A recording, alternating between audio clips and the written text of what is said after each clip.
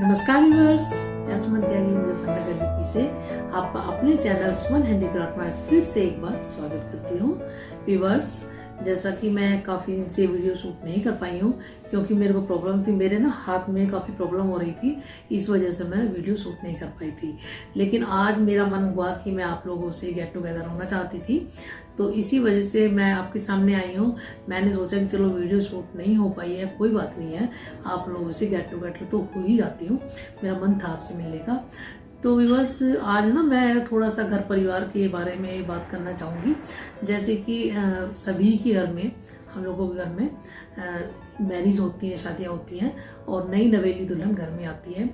तो हम लोग क्या करते हैं कि जैसे कि सास होती है, ननद, जेठानी जो होते हैं, तो ये सोच लेते हैं कि भाई अब देखो काम ये आ गई है और सारा काम यही करेगी। तो बेसिकली ये हम लोगों की बहुत ही गलत बात है। हम लोगों को ऐसा नहीं करना चाहिए। हम लोगों को जो नई नवेली दुल्हन आती है उसका सपोर्ट करना चाहिए। अगर जेठानी है तो जेठानी को भी सपोर्ट करना चाहिए और नंदे हैं तो नंदों को भी, और बेसिकली सास को तो सपोर्ट करना ही। अगर कोई भी नहीं है तो सासी है तो सास को भी सपोर्ट करना चाहिए, क्योंकि जो बच्चा नया आता है थोड़ा सा वहाँ पे एडजस्ट होने में समय लगता है।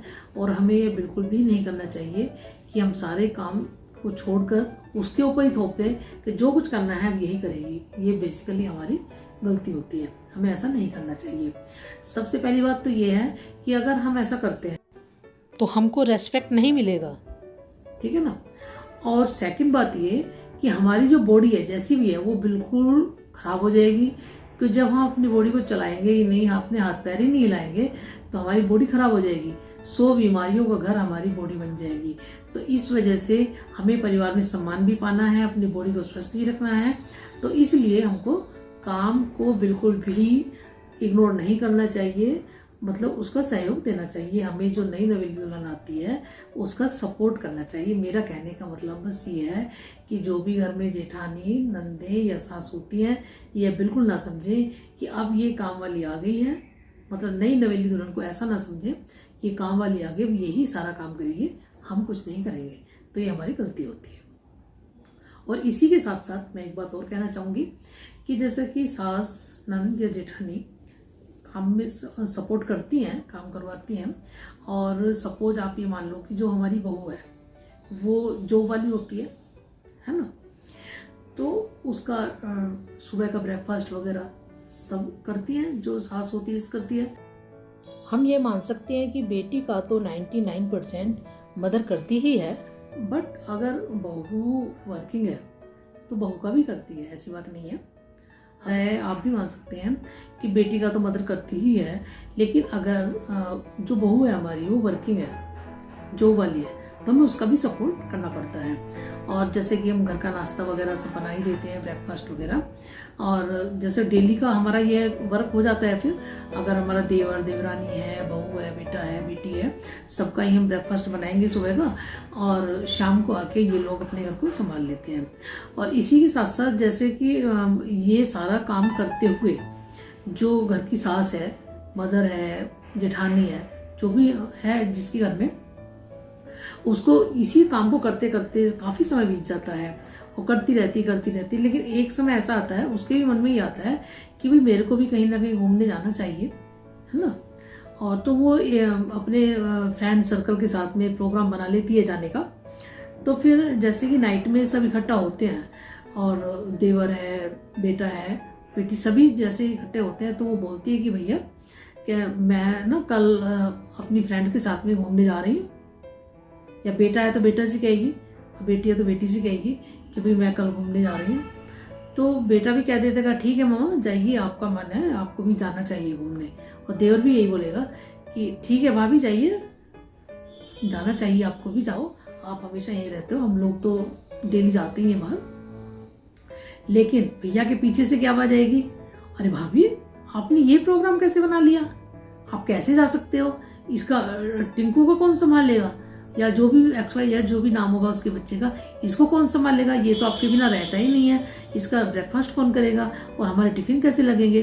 और बेटे के पीछे से आवाज आती है, मम्मा आपने ये क्या किया, आपने तो पहले मेरे को बताया तक भी नहीं, मेरे को तो अपने मैके जाना था, मेरे को तो अपनी सिस्टर के यहाँ जाना था, हमने तो मनाली का प्रोग्राम बनाया हुआ था, आप कम से कम हमें बता तो देते। तो वो कहती है कि चलो बेटा कोई नहीं, चलो भैया कोई नहीं, इस बार आप जा रहे हो तो जाओ, मैं फिर नेक्स्ट टाइम कभी देख लूँगी। वो बेचारी फिर अपना मन महसूस कर रह जाती है, नहीं जाती है। लेकिन फिर कुछ समय बीतता है, उसकी फ्रेंड से बातें होती हैं कि अरे सुषमा तुम चले नहीं हमारे साथ में, कि चलो देखते हैं, जब इस बार जाओगे ना तब मेरे को बताना, तो मैं कोशिश करूंगी जाने की। ठीक है। सेकंड टाइम आता है, फ्रेंड सर्कल बताता है कि भाई हम लोग घूमने जा रहे हैं, चलना है क्या?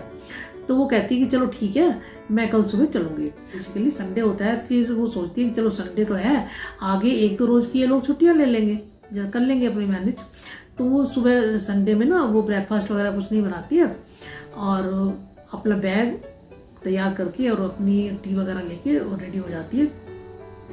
अंदर से भैया आता है, देवयानी की, कि भाभी आज टी वगैरह नहीं बनी, कि भैया मैं तो जा रही थी। अच्छा आप लोग जा रहे हो, तो चलो ठीक है कोई बात नहीं, हम लोग कर लेंगे। तो फिर देवरानी पीछे जाती, अरे भाभी आपने बताया तक भी नहीं, कम से कम बता तो दिया होता हमको, कि बस सोचा कि जब ये संडे है, संडे में तुम लोग कर ही लोगे, 1 रोज की छुट्टी ले लेना।